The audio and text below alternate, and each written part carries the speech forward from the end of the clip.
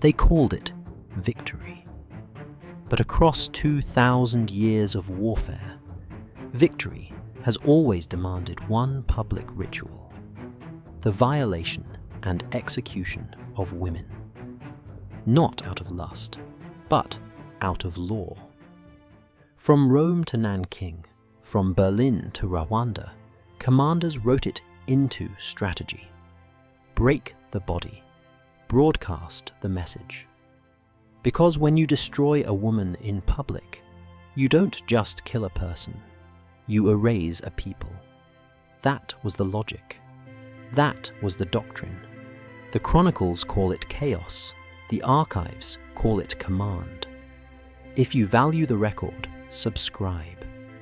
Because when the ledger closes, the bones still speak.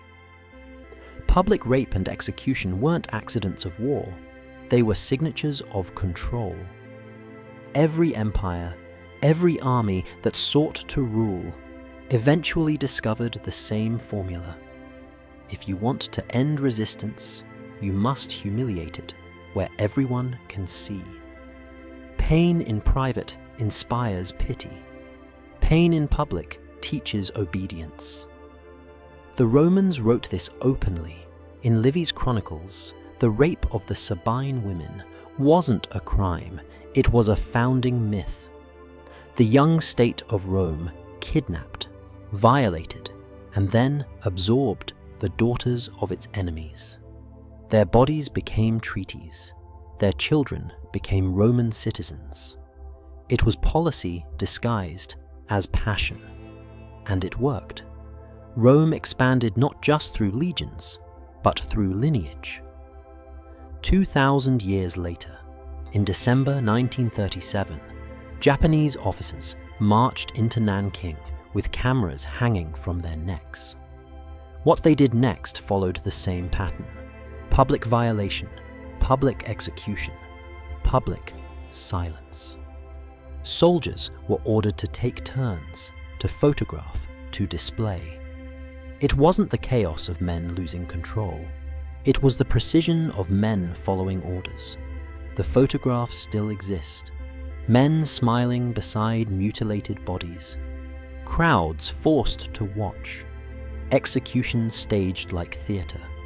The message was ancient, but clear. This city belongs to us now.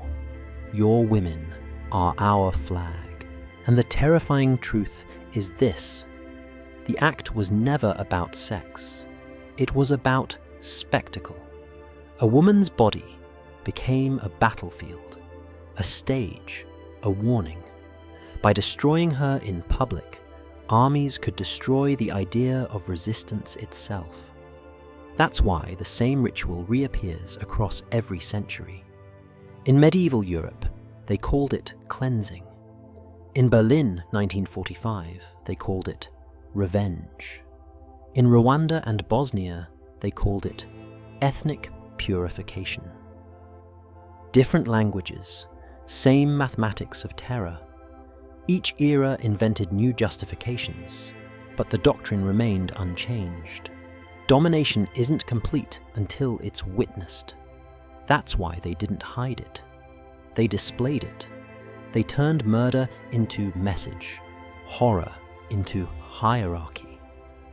So when we speak of victory, we must ask, what did victory really mean? When it was written in the suffering of women, signed in their blood, and celebrated in the silence that followed. Before Nanking, before Berlin, before the 20th century ever industrialized terror, Rome had already written the instructions. Every empire learns to kill. But only Rome learned how to engineer obedience, not by the sword, but by the spectacle of pain. It began, as always, with myth. The rape of the Sabine women, a founding story taught to Roman children, carved into temples and praised in poetry, was not a tale of chaos or sin. It was a state document disguised as legend.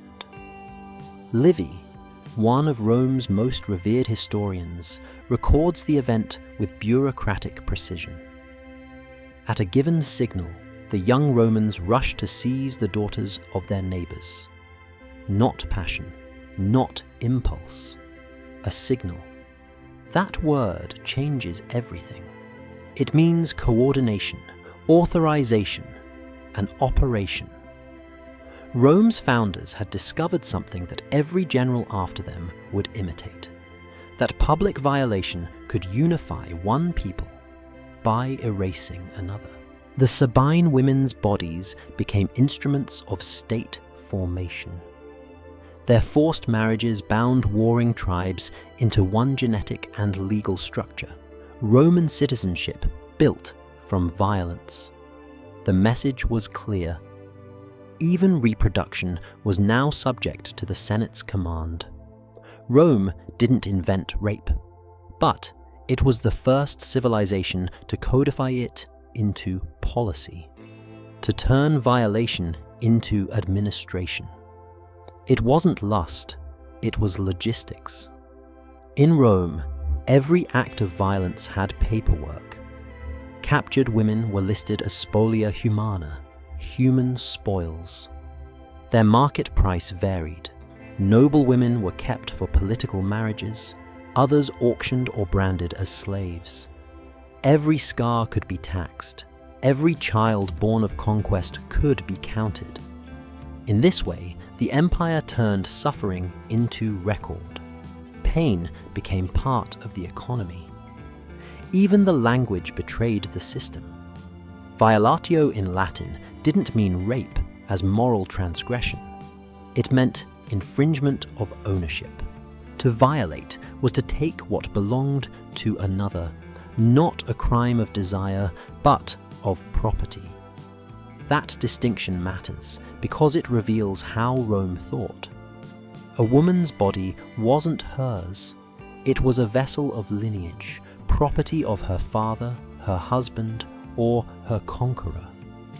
Once conquered, she changed legal category, from citizen to spoil, from person to proof. That's why Rome's law codes never condemned sexual violence as sin.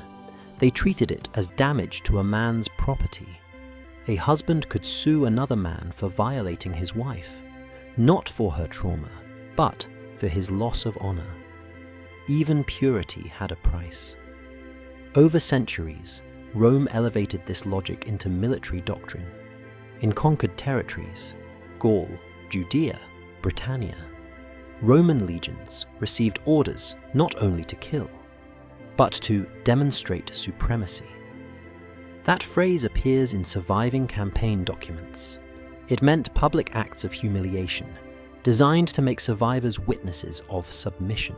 Women were paraded naked through city centers, sometimes executed, sometimes distributed among soldiers.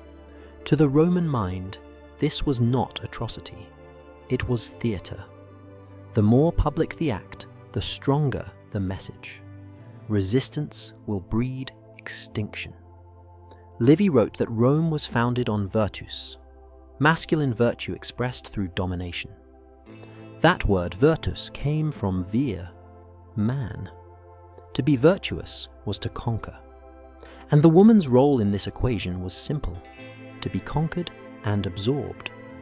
Every culture that Rome subdued inherited this logic, including the empires that came after. You can trace the lineage like an infection. The Crusaders in the Middle Ages, declaring that God's victory demanded purification by blood and body. The colonizers of the Americas, who wrote in reports that violating the women was to possess the land. The modern armies who repeat the same tactic under the banner of national security.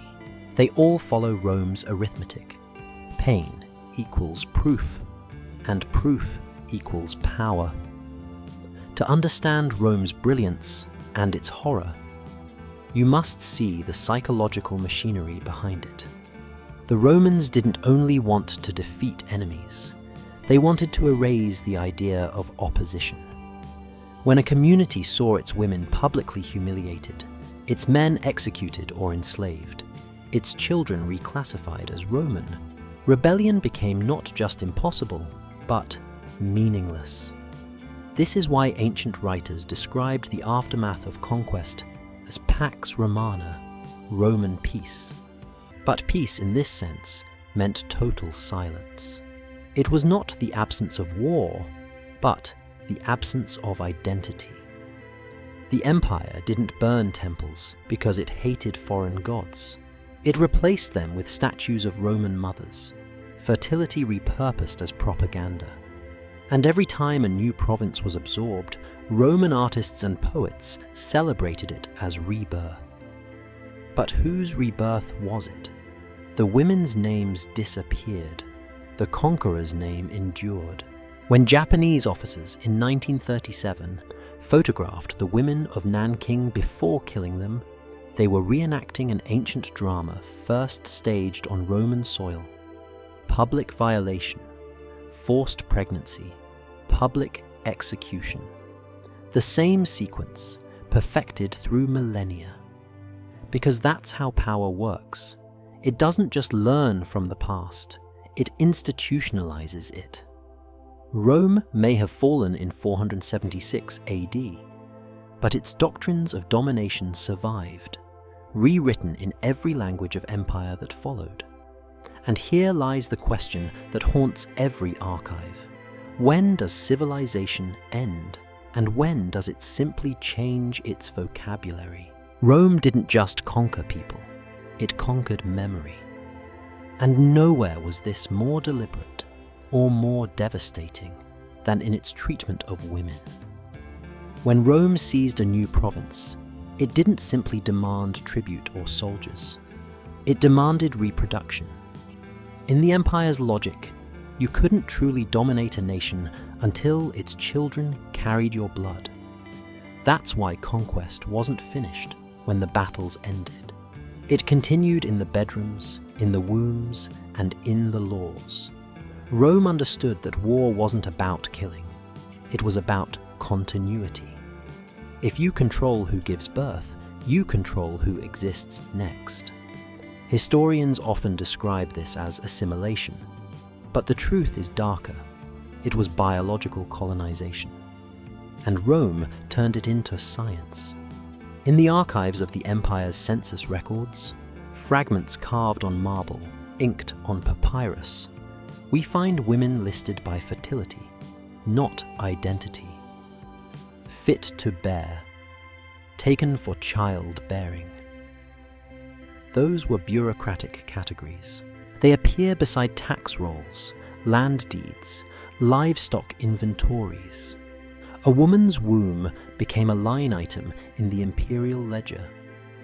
This wasn't metaphor. Archaeologists have unearthed administrative tablets from Roman estates specifying how many feminae parturientes, breeding women, were assigned to each property. Human reproduction was managed like crop rotation. Even more chilling, these women were often forced to bear children with Roman soldiers.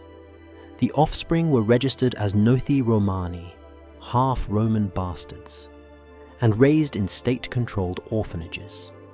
By adulthood, they were conscripted into the legions that would conquer the next frontier. The empire had perfected a feedback loop of domination. Conquer, impregnate, assimilate, repeat. Generation by generation, Rome erased entire cultures by replacing their bloodlines with its own.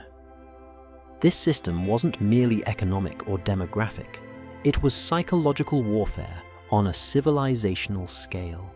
To the Romans, destroying a people's spirit was more efficient than exterminating their bodies. If the women of a defeated nation bore Roman children, the men's honor was annihilated, their gods humiliated, their future dissolved. Imagine the message it sent. Your wives now carry your enemy's blood. Your descendants will salute the flag of those who conquered you. Your very identity has been overwritten. That was the core of Rome's science of erasure. It was warfare not of armies, but of ancestry. You didn't need to burn every temple, you just needed to make sure the next generation prayed in Latin. And once this pattern was established, it never vanished. The empire fell, but the logic survived. Dominate the body to dominate the mind. The most haunting evidence of this ideology isn't in Roman texts, it's in their art. Across surviving frescoes and mosaics, the same image repeats. Women as trophies, captured or kneeling beneath armored men. In triumphal processions, chained women symbolized victory. In temples, goddess figures were carved with Roman facial features, replacing local ones. It was aesthetic assimilation, cultural reprogramming through beauty. Even the architecture spoke the same language. Conquered cities were rebuilt with Roman baths, Roman theatres, Roman forums. Every arch, every statue, every public space whispered the same thing. We own your image now. Women's bodies were part of that architecture, the living monuments of empire. Fast forward to 1937, and you can still hear Rome's voice in the streets of Nanking. The Japanese command didn't call it assimilation. They called it moral conquest. They ordered soldiers to break the will to resist through the body of the enemy's women. That sentence could have been written by Livy himself. And centuries later, Soviet generals in Berlin used the same language. Take their women, let them remember who won. The goal was identical: psychological erasure through public violation. What Rome began as myth, modern armies turned into method. What started as the story of the Sabine women became the manual for every army that followed. The most horrifying proof of this continuity isn't poetic, it's statistical. Roman census ledgers recorded a steady increase in mixed-born citizens across provinces, just as modern conflicts show spikes in forced pregnancies. In Bosnia, the pattern repeated. Rape camps with scheduled insemination, pregnancies tracked like battlefield victories. In Rwanda, even the terminology echoed Roman orderliness. Children of hate. Named, categorized, recorded. Civilizations claim to evolve. But when you look at the data, what you see isn't evolution, it's efficiency. The weapon becomes faster, cleaner, easier to deny. So when we ask why women were publicly raped and executed during wars, the answer doesn't lie in chaos, lust, or vengeance. It lies in administration. It lies in the psychology of empire, the conviction that domination must be visible, biological, and recorded. Rome didn't just teach the world how to conquer. It taught the world how to make conquest permanent. The ledgers of empire no longer exist, but their pattern remains written in bloodlines and archives, and in the silences of history, textbooks that still call it assimilation. Because that's the final stage of erasure, when the victims disappear not only from the census, but from the story. December 1937. The Roman Empire was long gone, but its manual had survived, copied, modernized, and mechanized. When Japanese forces entered Nanking, the logic was identical to Rome's. Break the body, broadcast the message, erase the will to resist. But this time, the ritual wasn't ancient theater, it was industrial.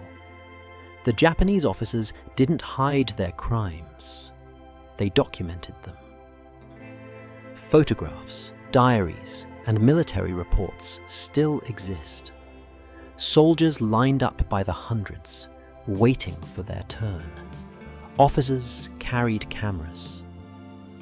They weren't ashamed. they were organized. The rape of Nanking wasn't chaos. It was logistics, a system of terror designed to teach obedience faster than bullets could.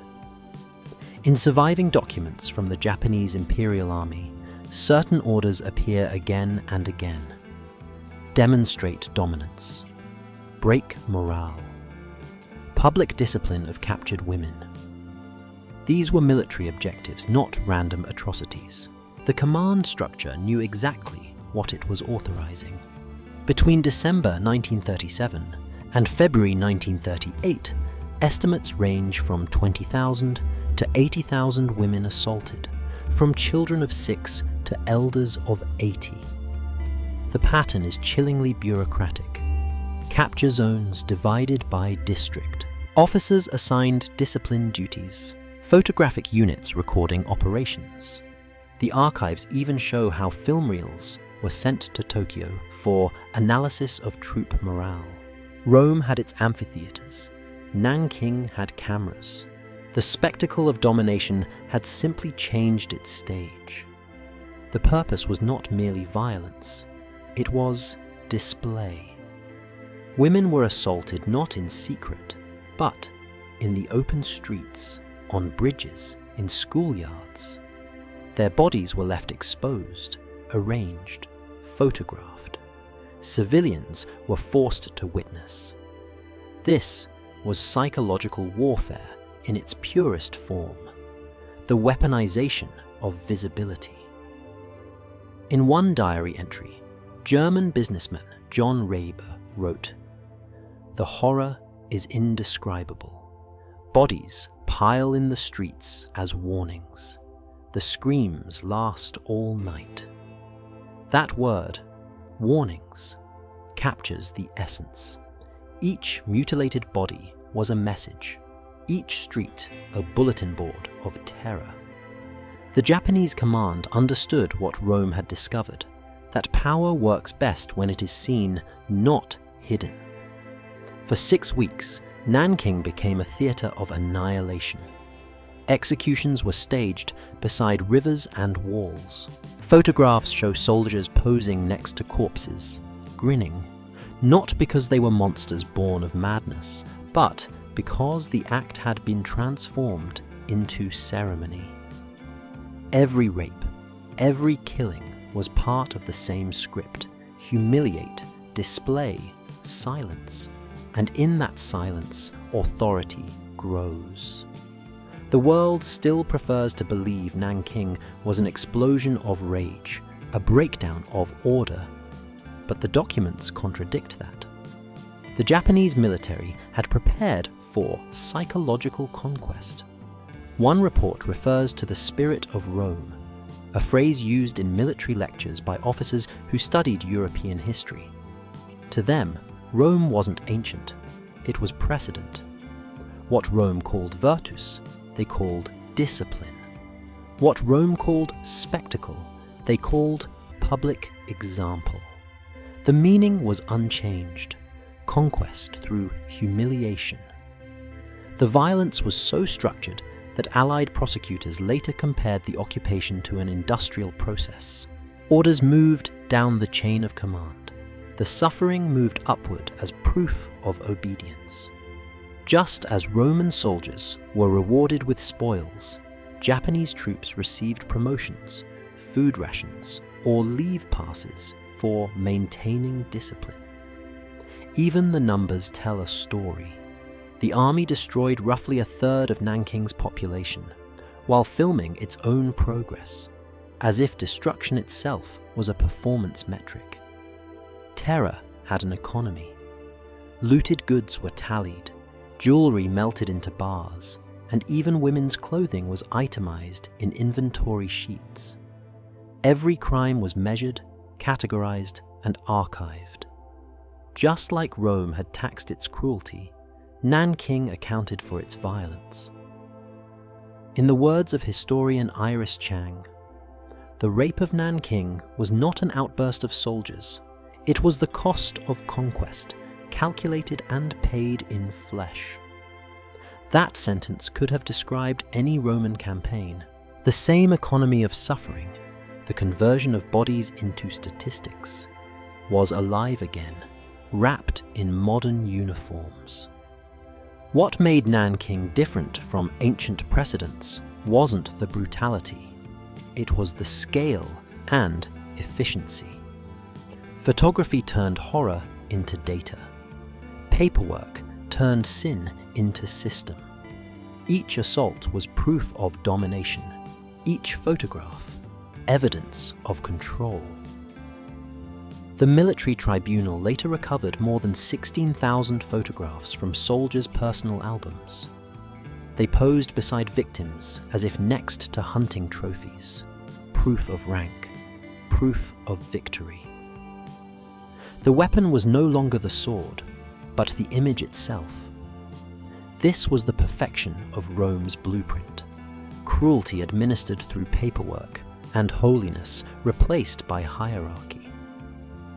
When the occupation ended, the silence began. The Japanese government destroyed thousands of records, and Allied prosecutors classified the rest. In schoolbooks, the word rape was replaced with incident. In photographs, faces were blurred, not to protect victims, but to protect the idea of progress. That's the most Roman part of all, the erasure. Rome didn't hide its crimes, it rewrote them as myths. Modern empires did the same. They called it victory. But bones, as always, refuse to stay silent. Archaeologists still dig up the sites of mass execution, bones charred, fused with bullet casings, sometimes still bound with wire. Every layer of soil repeats the same message. Civilization doesn't end cruelty, it organizes it. So the question returns, and it will haunt every empire that follows. If cruelty can be documented, scheduled, and archived, does it ever truly end?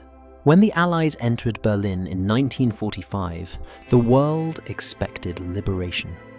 What arrived instead was repetition. The uniforms changed, the language changed, the doctrine did not. The Soviet Red Army, hailed as the saviors of Europe, unleashed a campaign of mass assault so vast it redefined victory itself. Historians estimate up to 2 million German women were violated during the occupation, from the capital to the countryside, from aristocrats to farmers. It was not chaos, it was command-level indifference.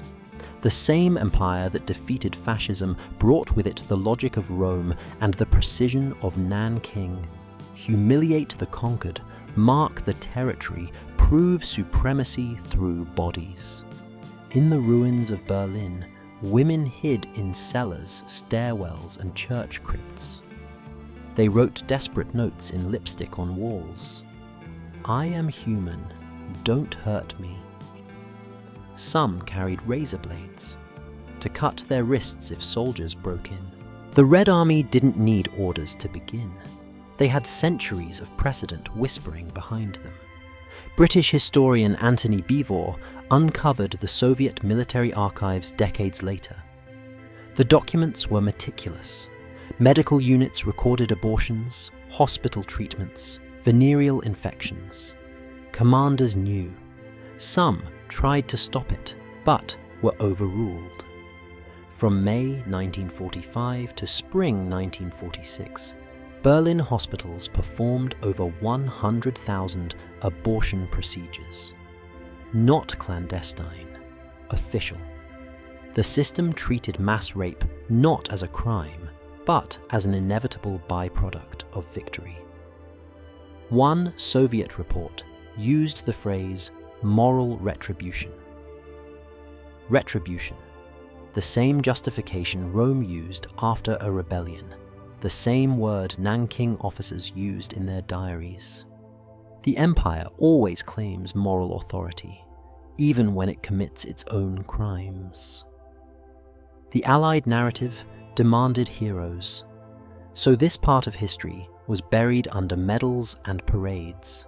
Photographs of soldiers kissing women in Times Square filled newspapers, while the women of Berlin bled in silence. Governments preferred the myth of the liberator to the record of the perpetrator. And in that silence, society turned the blame inward. Survivors were shamed, not consoled.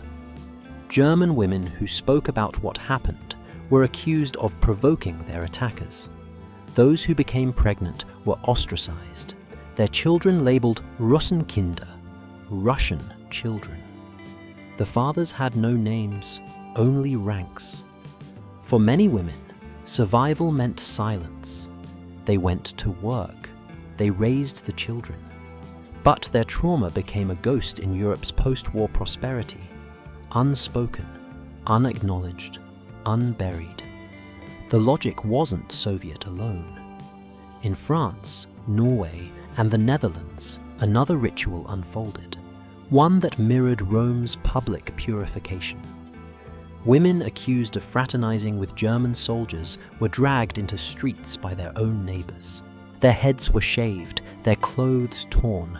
Crowds spat and shouted, "Traitor!" Photographers captured the spectacle, the cleansing of the nation's honor. In the photos, the pattern is unmistakable. Men watching, laughing, women humiliated before their children. And once again, it was done not for lust, but for symbolic control. To cleanse the male ego, the woman had to be made visible. Her body became the scapegoat for an entire nation's shame. This was the medieval witch trial reborn, a ceremony of purification that punished not the guilty, but the symbolic. The question then is not why these events happened. It's why they were accepted. Why did soldiers feel justified? Why did civilians join in? Because every empire builds its morality around its dominance. To the victors, humiliation becomes justice. To the conquered, silence becomes survival. Rome called it Pax. Berlin called it liberation. Both meant the same thing, submission lost as peace, as the psychology is chillingly simple. If you make the conquered participate in their own degradation, by watching, by joining, by accepting, they will internalize defeat. The act of violence becomes self-sustaining, requiring no orders. That is how empire perpetuates itself, not through command, but through consent. By 1946, reports of assaults had reached Allied command posts. American and British officials received complaints from Red Cross nurses, priests, even Soviet officers disturbed by what they witnessed. The evidence reached General Eisenhower's desk. No orders were issued. No investigations launched. The silence was institutional. The pattern was the same as Rome's bureaucracy. Paperwork replaced conscience. The record existed, but no one wanted to read it. When questioned decades later, one Soviet veteran said, "They burned our villages. We burned their women. That is balance." Balance. The arithmetic of empire never changes. For every humiliation suffered, another must be inflicted. But this balance is not justice. It's inheritance. The passing of Rome's poison through time, disguised as moral order. The Allied occupation proved one devastating truth. You don't need to worship Caesar to become him. The same moral machinery, public domination, bureaucratic denial, historical erasure, was alive in the very nations that claimed to destroy tyranny. The mirror didn't lie. The liberators looked into it and saw the empire staring back. Because when victory is measured by the suffering of women, there are no sides left, only systems, only the same ritual, repeated under different flags. So when the parades ended and the medals shone, the ledger remained open, written not in ink, but in blood. After the bombs stopped falling, Europe didn't find peace. It found rituals, because when the enemy was gone, someone still had to pay the price of humiliation, and once again, it was women. Across France, Norway, the Netherlands, Italy, the same spectacle unfolded. Women accused of sleeping with German soldiers were dragged from their homes, beaten, stripped, and paraded through the streets. The crowds called it cleansing. The newspapers called it justice. But the photographs, they show something else. They show Rome. It looked like the Roman amphitheater reborn, a single body in the center, surrounded by thousands watching. Women on balconies throwing stones, men laughing, holding their children up to see. In town squares from Paris to Oslo, women knelt as their heads were shaved, hair falling like trophies to the ground. In France alone, over 20,000 women were publicly humiliated after the liberation. Not convicted spies or collaborators. Most were laundresses, waitresses, or widows who had traded affection for bread, protection, or survival. But in the moral hysteria that followed, nuance was treason, and the ritual of purification required witnesses. Each shaving was a ceremony, each tear a confession, each camera flash a renewal of power. Sociologists later called it collective cleansing, a way for humiliated nations to reassert control after defeat. But beneath the surface, it was projected shame. Men who hadn't fought, leaders who had surrendered, civilians who had stayed silent, all found redemption in punishing women who had no weapons to fight back. It was not about morality, it was about restoring hierarchy. Every snip of the scissors said, "Order has returned." Every shaved head said, "We are men again." This wasn't liberation, it was purification through pain. The same logic that drove Roman sacrifices, inquisitorial burnings, and Nanking's disciplinary operations. Public cruelty as collective therapy. The historian Fabrice Virgili called it the gendered face of revenge. Because when nations feel emasculated, they rebuild masculinity on the bodies of women. The crowd didn't just punish individuals, it reclaimed identity. To them, these women represented the contamination of the nation's body. By humiliating them, the crowd symbolically cleansed itself. This is why the parades were public. The ritual required eyes, witnesses, complicity. It was state-sanctioned theatre without formal scripts. France called it epuration. The Netherlands called it zuivering. Different words, same ritual. Cameras captured everything. In one photo from Chartres, a young woman cradles her newborn, head freshly shaved, surrounded by jeering crowds. The baby's father was a German soldier, a crime written on the infant's face. The mob screamed, "Traitor."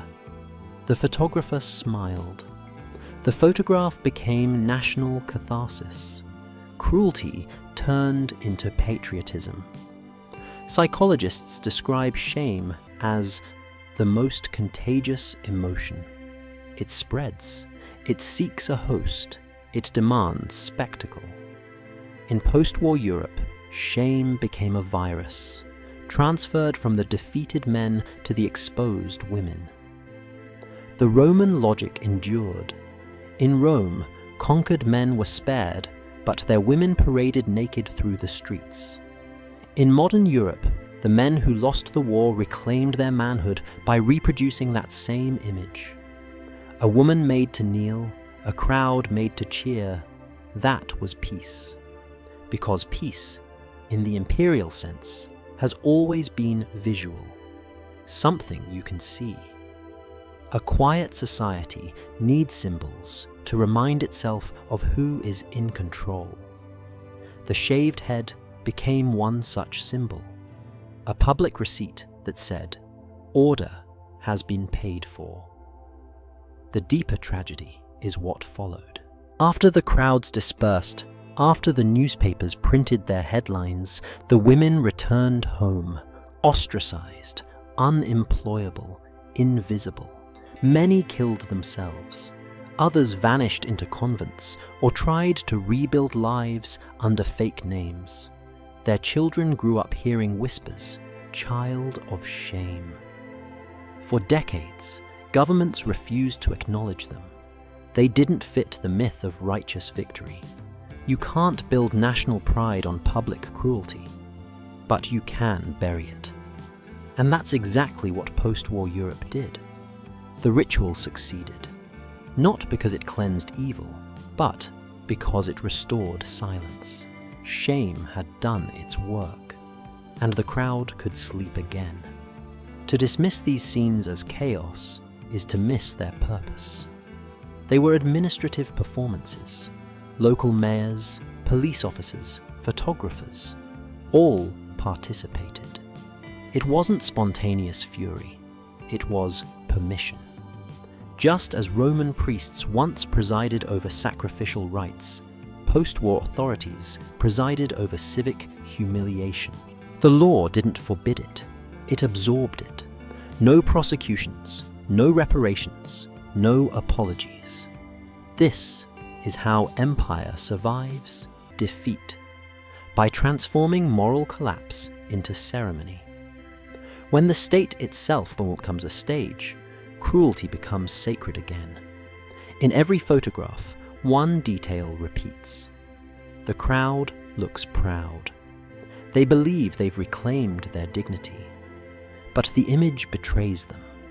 The spectators' faces, transfixed, smiling, reveal the same intoxication seen in Roman arenas or the streets of Nanking. They are not cleansing the nation, they are reliving conquest. The ritual of shame was never about guilt or innocence. It was about memory management, rewriting the story so that humiliation belonged only to women, never to men. And that's how history maintains its equilibrium. Each empire inherits its cruelty from the last. Each crowd performs its repentance on someone else's body. When the scissors stopped cutting, Europe declared itself pure again.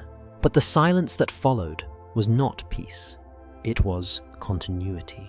By the 1990s, humanity had satellites, GPS, and 24-hour news. We could track missiles in real time. We could send doctors to the front lines in hours. And yet, we still couldn't stop the oldest weapon in history. Because the doctrine hadn't died, it had evolved. Rome's blueprint, Nanking's ritual, Berlin's silence, all of it reappeared in Bosnia and Rwanda. Only now, the machinery of terror was scheduled, recorded, and broadcast. 100 days, 500,000 women, a genocide so organized that even rape had logistics. In the villages of Rwanda, militia commanders didn't speak of lust or revenge. They spoke of breaking the will to resist. The phrase came directly from training manuals distributed by Hutu extremists, a modern echo of Rome's virtus. They established what survivors later called rape zones, checkpoints where women were sorted like contraband, fields where hundreds were held captive for weeks, and they didn't hide it. They announced it on the radio. Break them, make them carry the seed of victory. That was the instruction. Public violation. Forced pregnancy. The exact same formula written 2,000 years before. The International Criminal Tribunal later heard witness after witness describe what that meant. The assaults weren't random. They were orchestrated. Commanders called it biological conquest, and the result was a generation of children called children of hate. Named, registered, categorized, living proof of the weapon's success.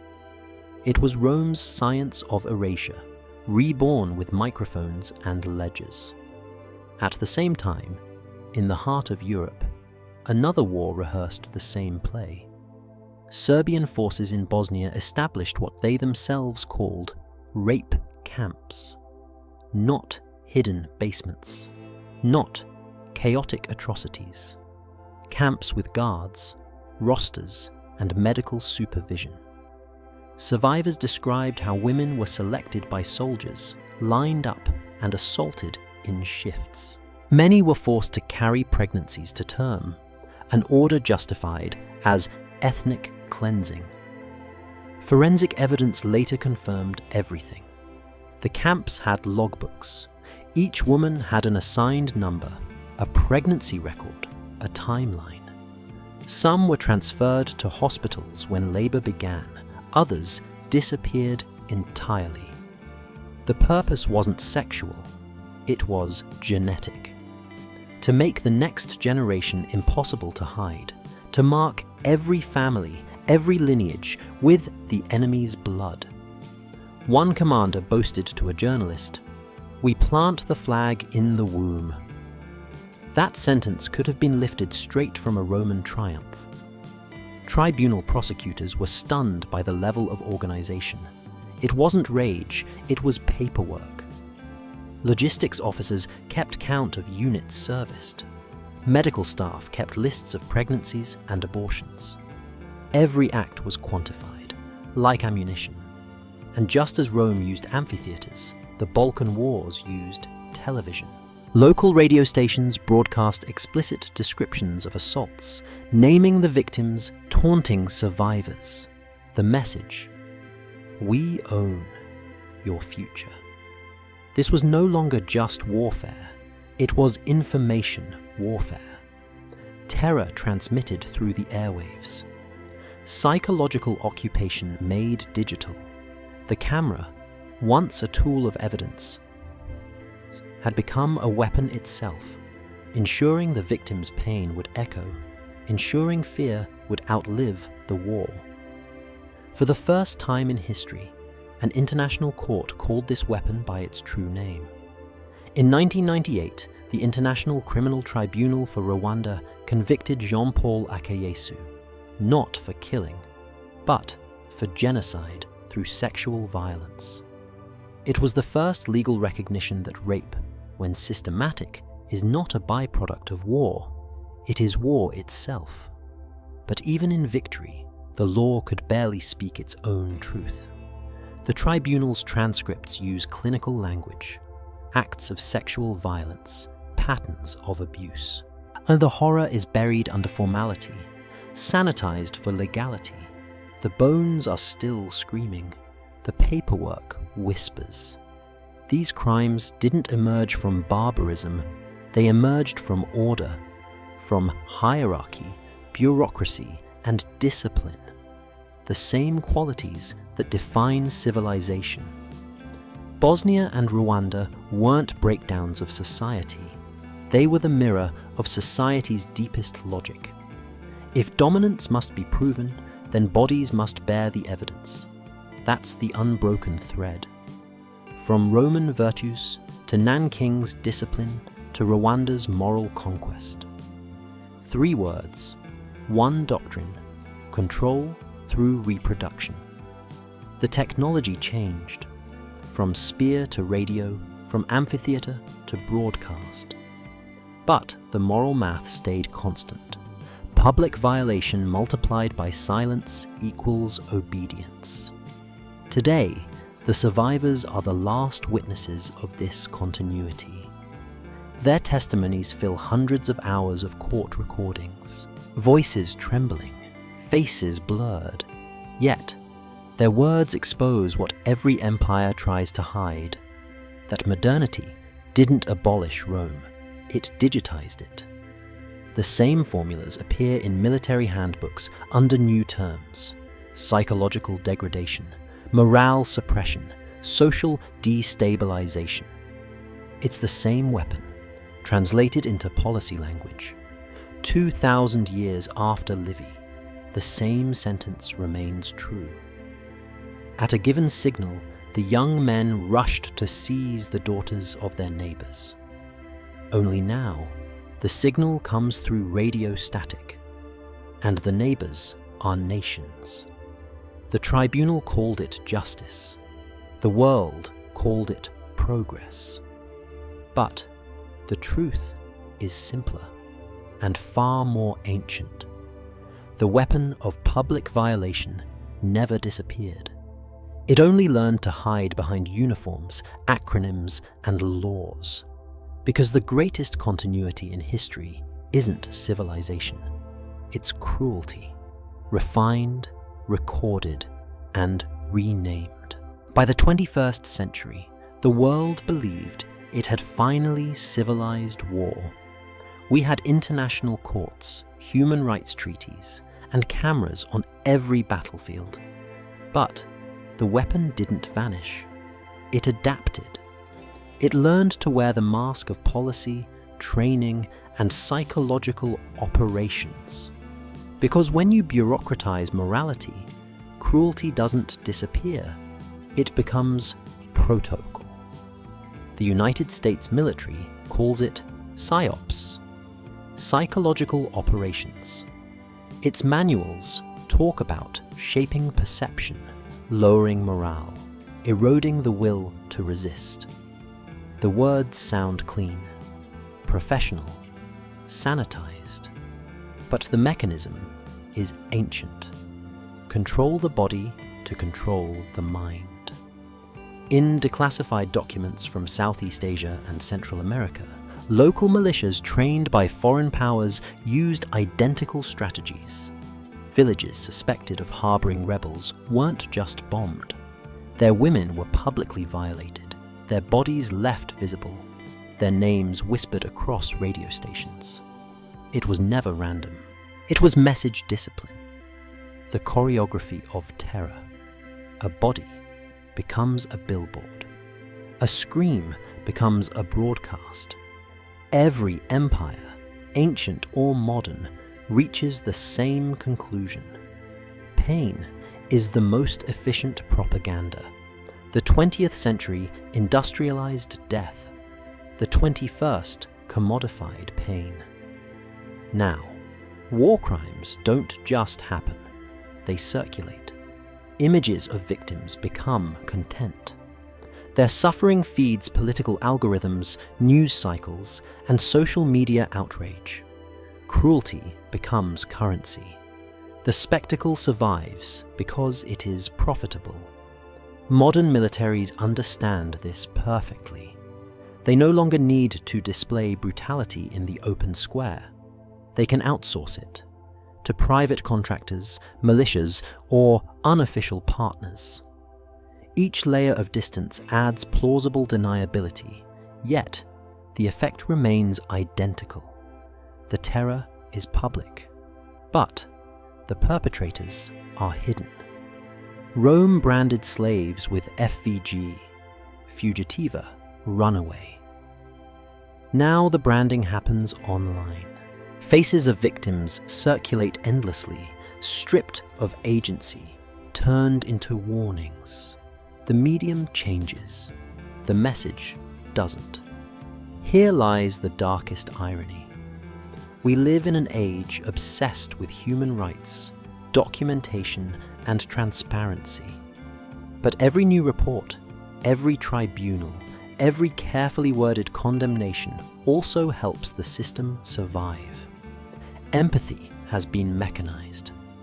There are protocols for expressing sorrow, for recording horror, for filing it away.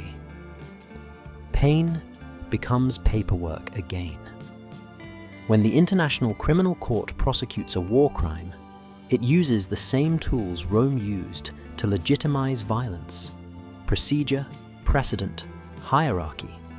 It punishes, but also normalizes.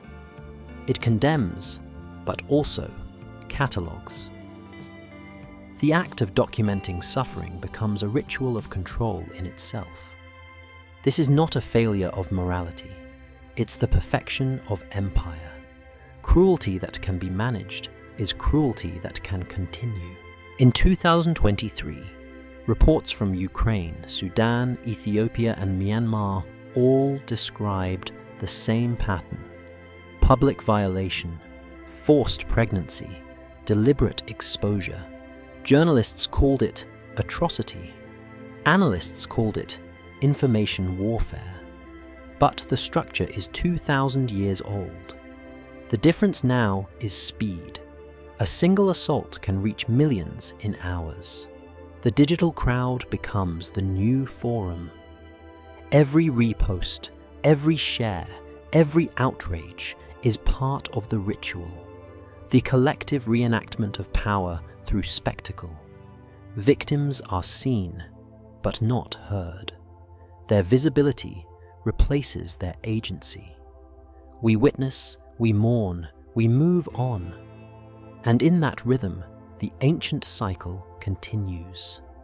Military psychologists have long understood what philosophers of empire discovered millennia ago.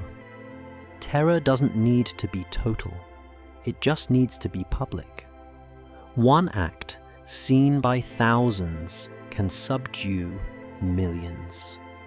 That's why systematic sexual violence persists even in wars with cameras, satellites, and tribunals.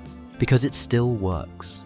It breaks morale faster than bombs, divides communities deeper than borders, and lasts longer than any occupation. You can rebuild cities. You can't rebuild lineage. That is why the weapon endures, not because of hatred, but because of efficiency. We tell ourselves that we are better than Rome, that our wars are cleaner, our morals higher, our systems more humane. But if every generation refines the same weapon under new terminology, what does progress even mean? Rome called it virtue, Nanking called it order, Berlin called it revenge, Rwanda called it cleansing. We call it psychological operations. Different names, same math. Each era inherits the same arithmetic of domination. Public shame multiplied by silence equals control. And if history has proven anything, it's that the empire's most enduring monument isn't its architecture or law.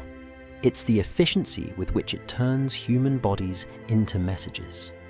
The form changes. The faith remains. And the weapon, still sharpened by civilization itself, waits for the next war to be called righteous. Every civilization has its gods. Rome worshipped Virtus, the god of courage and dominance. Modern empires worship stability, but the altar is the same. Both demand sacrifice. To understand why sexual violence, humiliation, and public spectacle persist across history, we must look beyond war. Because this weapon doesn't belong to the battlefield. It belongs to the philosophy of control itself. Power, by nature, is invisible. It needs visible rituals to prove it exists. That's why every empire, from emperors to democracies, turns pain into spectacle. Pain is the only evidence of obedience that cannot be faked. Words can lie, money can cheat, laws can bend, but pain convinces everyone that authority is real. That's why punishments were always public. Why medieval Europe built scaffolds in town squares. Why Rome filled its amphitheatres. Why armies film their atrocities. Each age uses the same logic. To maintain order, power must perform pain. The Romans called it justice. We call it deterrence. Different vocabulary, same ritual. From crucifixion to concentration camps, from prisons to propaganda, power has always needed bodies to write its theology.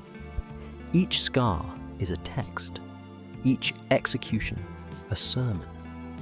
In Rome, slaves were branded with letters, living documents of guilt. In modern states, mugshots, surveillance footage, and forensic photographs play the same role. The law's holiness comes not from fairness, but from visibility. When a woman is publicly violated, when her image circulates as proof, it becomes a reenactment of the same sacrament, law demonstrating its capacity to decide who can be harmed and who cannot. Pain becomes permission. Visibility becomes validation. Power doesn't just need obedience, it needs admiration. That's why cruelty has always been aestheticized. The Roman executioner wore ritual garments. Japanese officers posed with their victims. Modern propaganda uses slow-motion footage, somber lighting, orchestral music, all to transform horror into narrative. This is what philosopher Susan Sontag called the pornography of pain, the transformation of suffering into spectacle, and spectacle into identity. The camera that condemns is the same camera that consecrates. By watching, we participate. By sharing, we preserve it. Each click, each view, each replay, another offering to the God of order. Every empire believes it's different. Rome thought it was spreading civilization. Japan thought it was restoring Asia. The Allies thought they were liberating. The modern world thinks it's defending democracy. But behind every noble slogan lies the same silent exchange. Freedom for some, pain for others. The philosopher Michel Foucault called it the economy of power. Every system needs a margin. Bodies it can discipline to maintain its center. That's why the weapon never disappears. Because it is not a tool of war. It's the grammar of governance. You cannot remove it without rewriting how authority itself speaks. In every age, the executioner changes costume. Sometimes he's a priest. Sometimes he's a general. Sometimes he's a civil servant with a pen. But his job never changes. To make violence look reasonable. To translate cruelty into procedure. That's what makes this system so durable. It doesn't require monsters, only managers. When a commander writes disciplinary action, when a judge writes sentence carried out, when a news anchor says tragic but necessary, they're all speaking the same imperial language. Pain administered with paperwork, suffering delivered in passive voice. Here lies the most disturbing truth. Empires survive not because they're cruel, but because we help them be. Every time we say, it's complicated, or there are two sides, we extend their lifespan. Every time we look away, we participate. Every silence is a small act of allegiance. This is why propaganda never needs to convince everyone. It only needs to make the decent uncertain. Because uncertainty is fertile soil for atrocity. If the crowd hesitates, the empire endures. At its core, the weapon of humiliation is a liturgy, a recurring ritual where power proves itself divine by deciding who can be desecrated. In ancient temples, priests offered animals. In modern states, leaders offer people. And as long as that transaction continues, as long as power defines itself by how much pain it can administer, the cycle will never break. You can change the flag, the law, the uniform, but until pain loses its sacred value, Rome never truly fell. So the real question is no longer historical. It's philosophical. Can a civilization exist without turning someone's suffering into its proof of order? And if not, are we civilized, or just more efficient at hiding the altar? Every empire ends the same way, not with collapse, but with codification. When blood dries, it's rewritten as law. When screams fade, they're archived as evidence, and the system continues, wearing a cleaner face. The weapon doesn't die when the killing stops. It survives through the paperwork. That is how power becomes eternal. In Rome, execution was theatre. In medieval Europe, it was theology. In the modern world, it is administration. We no longer burn bodies. We file them. We call it due process, order, stability. But every bureaucracy of justice still traces its lineage to the amphitheatre. When a woman's pain becomes a statistic, when her suffering becomes a legal precedent, the ritual doesn't vanish. It's simply absorbed. The law does not end cruelty. It standardizes it. Think about it. Every trial is still a performance, a stage, a script of guilt and innocence. Witnesses, testimony, judgment, all the components of the ancient ritual, only now under fluorescent light. The judge wears robes, the courtroom audience watches, the accused is displayed. Punishment is no longer a scream, it's a sentence read aloud, broadcast, shared. The difference between an arena and a courtroom is only tone. Both promise order through suffering. Both reassure the public that pain has been properly managed. The executioner's hand has become invisible, replaced by the bureaucrat's pen. But the purpose is identical, to remind the crowd that power is functioning. We like to think that modern justice is humane, that electric chairs and lethal injections are civilized, that tribunals and sanctions are progress. But the underlying desire hasn't changed. We still want to see punishment. We want to feel that suffering has balance, that someone's pain equals our peace. It's not morality, it's metabolism. Societies digest chaos through pain. Without it, order feels incomplete. That's why the news cycles feed us a steady diet of horror, to reassure us that the system is still punishing someone, somewhere. Rome needed arenas. We need headlines. Every act of cruelty ever committed in the name of order was justified by records. From stone tablets to war logs, from tribunal verdicts to database entries, civilization has always equated documentation with morality. If it is written, it is righteous. That's the subconscious creed of every empire. But writing doesn't redeem suffering.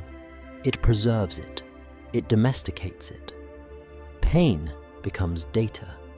Justice becomes formality.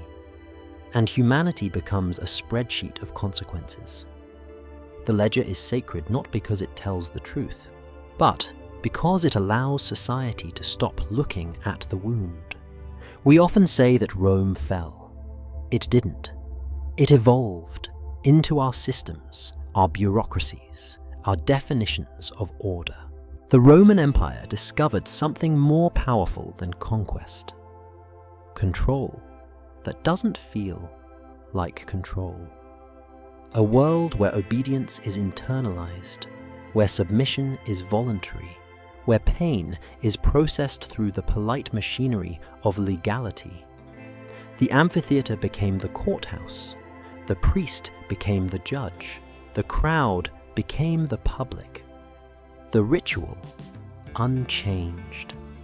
When the law dictates who is visible, who is heard, who is punished, it's performing the same hierarchy, only in refined language. We no longer call it sacrifice. We call it sentencing. That's how modern power hides itself, behind distance. No emperor stands in the arena anymore.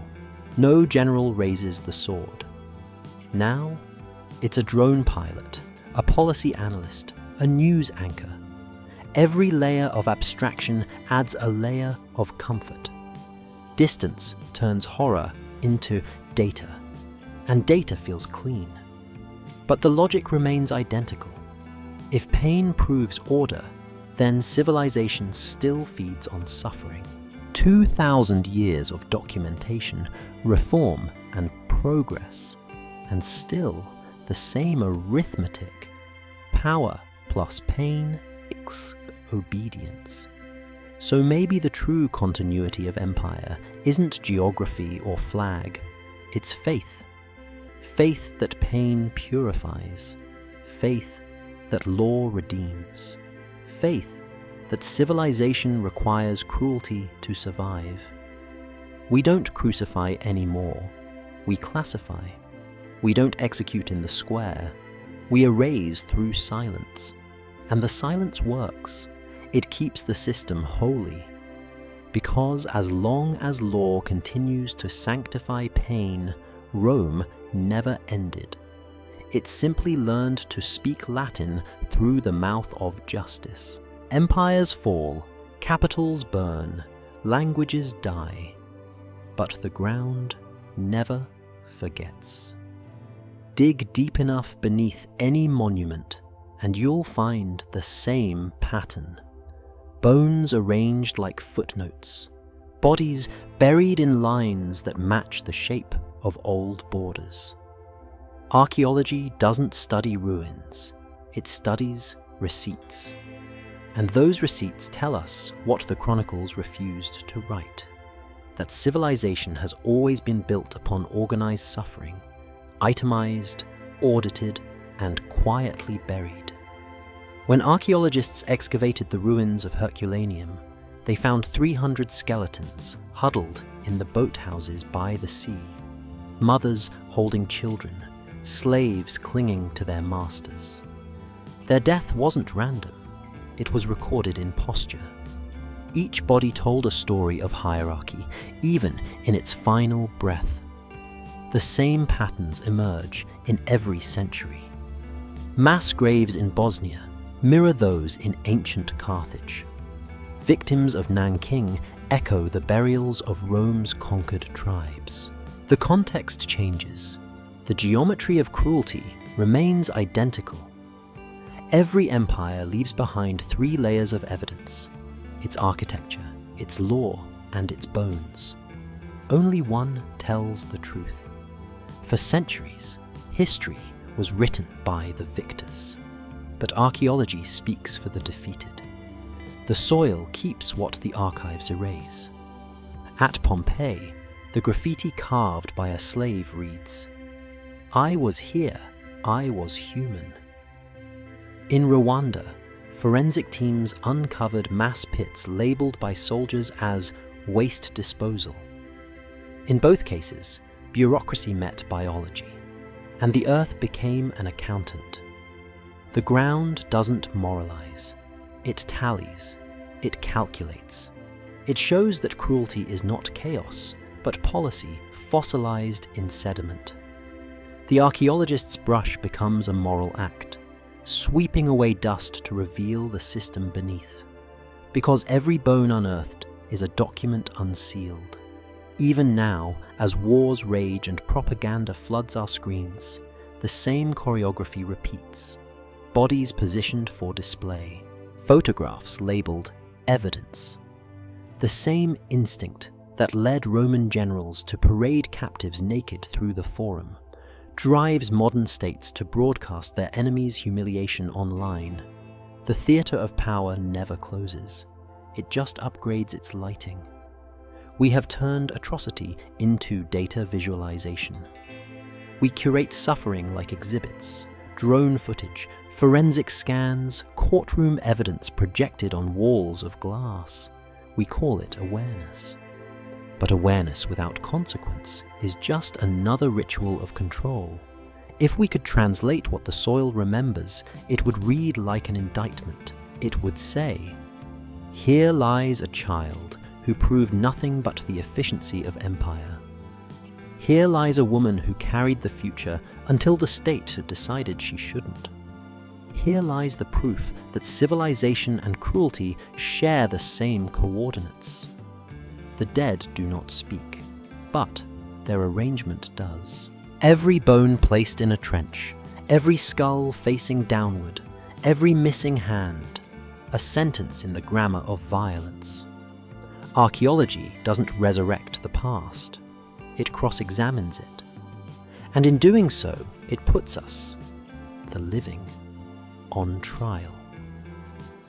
Because here's the final truth. We didn't inherit Rome's glory. We inherited its paperwork, its ledgers, its punishments, its legal definitions of what counts as a life. The world we call modern is not the opposite of the ancient. It's its spreadsheet.